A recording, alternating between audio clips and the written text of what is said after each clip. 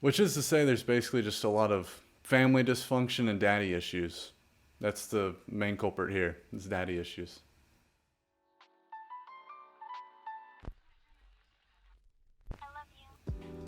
Hello, welcome to Books and Booze. This is a series where I talk about books and I have some booze. I'm Alex. This time I'll be returning to Fyodor Dostoevsky with his novel Devils. Also this time I'll be sipping on this drive-through red dry hop red ale from Trader Joe's, a recurring booze provider on the channel. Feels like a good summer beer, so let's check it out. Totally cool.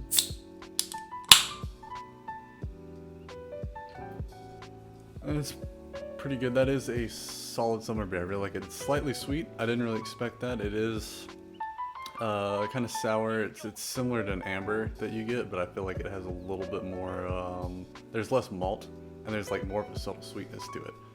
So that's really interesting to me. I didn't know what dry hop means. If you know what that means, please enlighten me in the comments. I'm still very new to the world of beer. But I really like that, and I think it's good to pick it up for the summer. I'm used to ambers a lot. I love those. So this is a slight tweak on that. So yeah, let's go ahead and start to get into it. So cheers. So Devils is a novel written by Fyodor Dostoevsky, and it was first published in this journal across a period of time from 1871 to 1872, The Russian Messenger. Along with Crime and Punishment, The Idiot, and The Brothers Karamazov, which I have reviewed on this channel and I absolutely adored. I'll be sure to link that for you guys below. It's considered one of his four masterworks after this exile to Serbia that he experiences. What this novel focuses on is a portrayal of this little town that starts descending into chaos as it becomes this focal point of an attempted revolution where generational ideologies are clashing against each other, mainly perpetrated by this master conspirator, who I'll just call Peter instead of butchering his entire Russian name. He's also called Pyotr, I think, but Peter is kind of his more Anglo nickname. In conjunction with that, though, there is also kind of suddenly another mysterious aristocratic figure. A lot of these people are in the aristocracy that you follow. Nicholas, but who is kind of his counterpart in this moral sphere they're starting to craft. And that kind of dominates the entire book as a whole. Nikolai and Peter, they kind of try to exercise this extraordinary influence they have over the minds and the hearts of all these characters in this village. And so what it's trying to do is showing this very idealistic, Western-influenced intellectual sphere of the 1840s that's kind of also epitomized by the father of Peter, Stefan. And it's also Nikolai's childhood teacher, so you start to get this very weird father-son, admired surrogate son dynamic going on. And he's kind of this unconscious progenitor of, well, as the title suggests, devils, kind of fiendish ideologies that start to bubble underneath the surface. So I'm not going to go into a whole lot of detail about Dostoevsky as I did in the Brothers Karamazov video. If you want more of a heavy bio about him specifically, go watch that. But I do want to talk about the specific context this book finds itself in because it's kind of a major part of it. I think it feeds more into it rather than if you just picked up the novel. So in the late 1860s in Russia, there's a lot of political unrest, and you're kind of having this generational churn, similar to the one that you're seeing in Devils. And it's starting to have this influence of very liberal, socialist, very revolutionary ideas posited primarily by student groups. And in 1869, Dostoevsky came up with this concept of a pamphlet novel, like he released it in that journal, aimed at kind of countering a lot of the ideas these radicals were positing. Primarily, he was kind of spurred on by an event, a killing from one of these groups, whose name I'm absolutely about to butcher, so here we go. But Sergei Nikolaev killed a former comrade, Ivan Ivano, at an agricultural academy in Moscow. And he learned about this through his brother-in-law, through an exchange of letters, and it greatly disturbed Dostoevsky as he could start to see the tipping point for what a lot of this turmoil in terms of just rhetoric and ideologies was going toward. And a lot of that had to do with radicalism about supporting, not supporting the Russian Orthodox Church, as well as the House of Romanov, as similar in the novel. The exile from serfdom is a huge part of this background. And according to a different translator, the one I have is the Oxford World Classic Michael R. Katz translation, which I do recommend. It got me through it. But another translator, Richard Pievre, that the demons present in the novel are really kind of the isms that came to Russia at the time, and I think it portrays that well. Specifically ones from the West.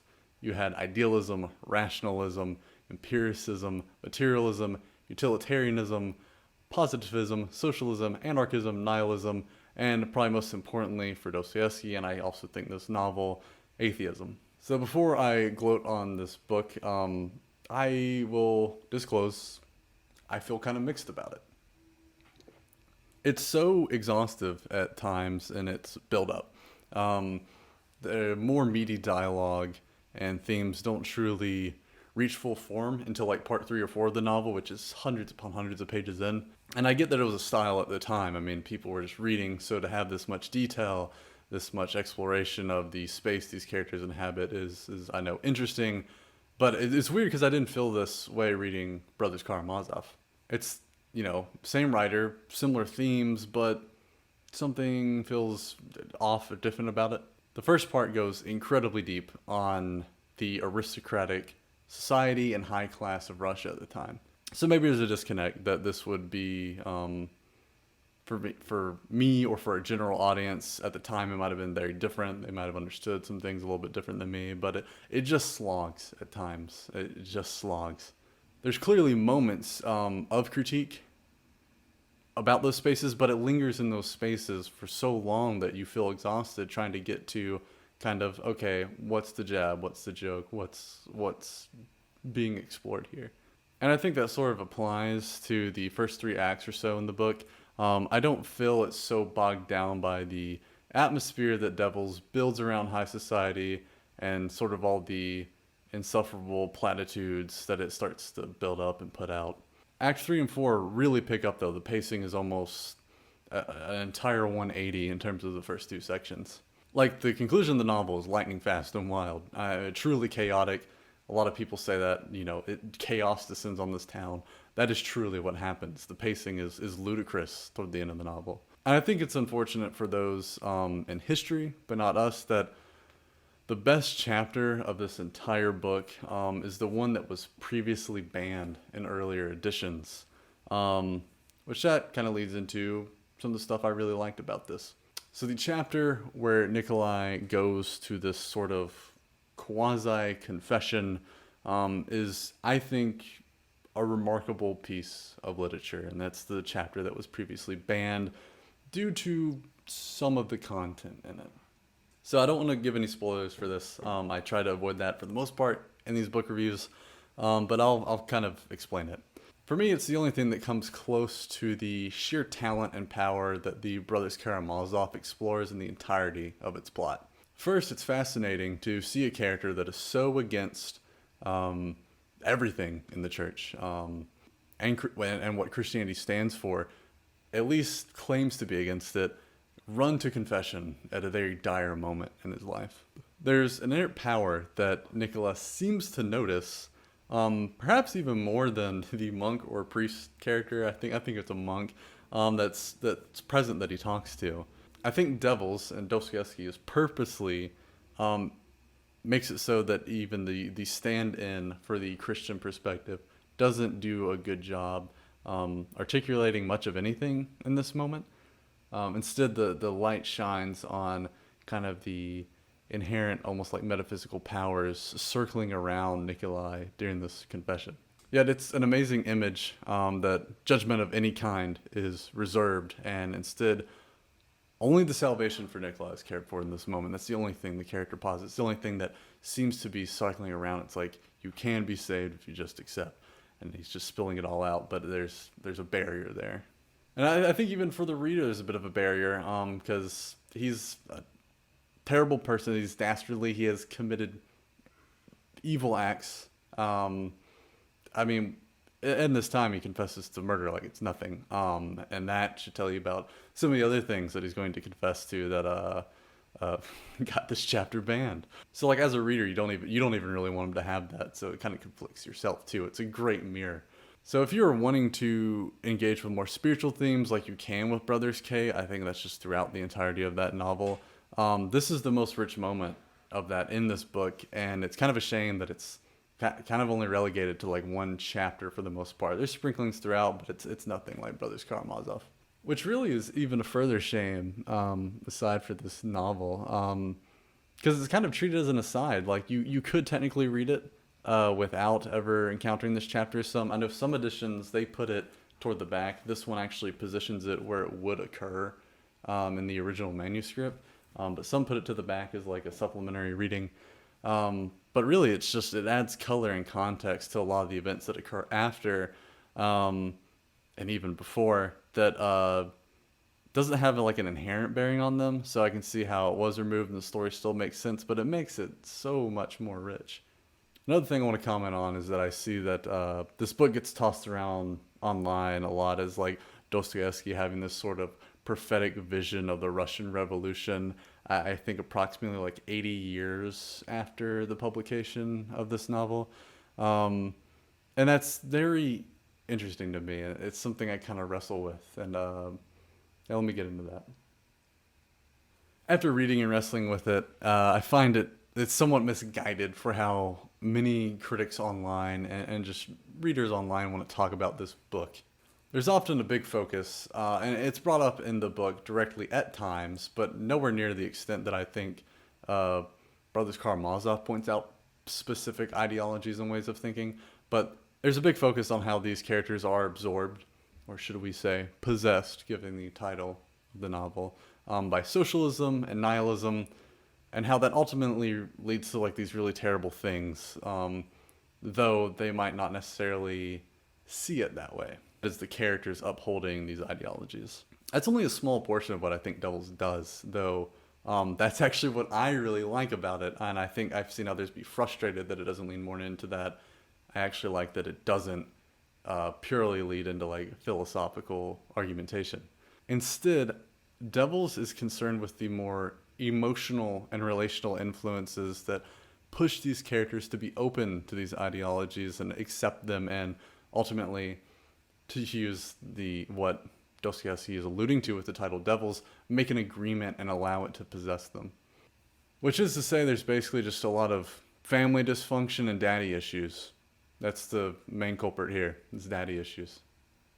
Devils is working to explore how these ideas actually get into people and get them to open to that agreement. Namely, what you'll see with Peter, especially with Peter in a very telling moment with Stefan. It is brutal confrontation of just cutting his father off. It's also one of my favorite parts of the novel, but it is hard to read. There's just this resentment and unforgiveness that leads to rebellion. That is the ultimate driving force behind Peter and Nikolai, even though as the novel progresses, we're going to see them reconcile that unforgiveness in different ways. And namely, without that forgiveness, you get violence. That's when the novel's like sudden shift in pacing happens in like the last 100 pages or so.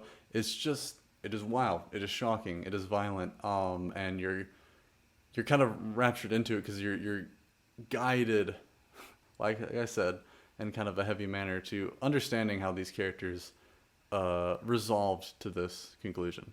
And another last minute thing that is semi-spoilery, but I think it is a good thing to keep in mind as you're watching the characters Stepan, is that there's this interesting juxtaposition between his desire for spiritual salvation and conversion toward the end of the book, which is sort of spurred by these materialistic things dissipating for him, and it's shown through a very simple act of love and care from this country girl, and just how he pushes out from all this turmoil that remains for those that submitted to these devils and the agreements that they made with them. So, do I give Devils by Fyodor Dostoevsky a toast of excellence?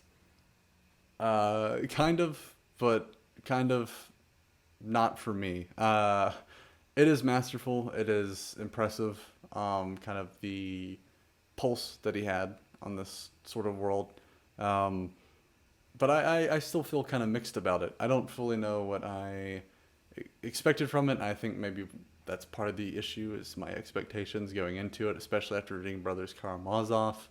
Um, it's kind of lukewarm for me. I read the whole thing with a group of people. That was kind of more of a driving force than me actually desiring to conclude it. Was just to be able to discuss it with those people in that group and with you here. Um, Either way, though, it's still masterful in terms of its prose, its plot structure, and really the culmination of the themes that it wants to do. I think as long as you get outside of that more politicized realm and see how Devils is exploring that more emotional and relational underbelly of what feeds into that political realm, I think you get more out of it than as I was going and expecting it, more of like a political philosophy debate or like a theological debate. That doesn't really happen here. It's more of a character study, and I think it really shines in that way. So I'll toast to that. Thank you so much for watching this video. If you liked it, please let me know by giving it a like, and that also lets others that might like this, it might get in front of their algorithm feed.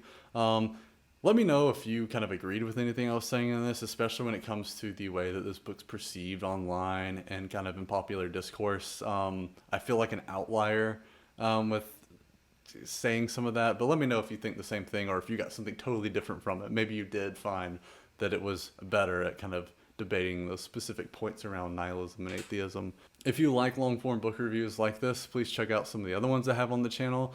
I've read some Dostoevsky before, like I said. I'll link my Brothers Karamazov video below, so you might be interested in that. Also, if you like analysis and critique of cultural products in general, namely movies, I do sporadically do video essays throughout here, and I'm mainly focused on exploring the idea of post-secularism on the channel right now. Again, please let me know what you think, and please feel free to check out whatever else I have on here. But until then, I will see you all in our next exploration.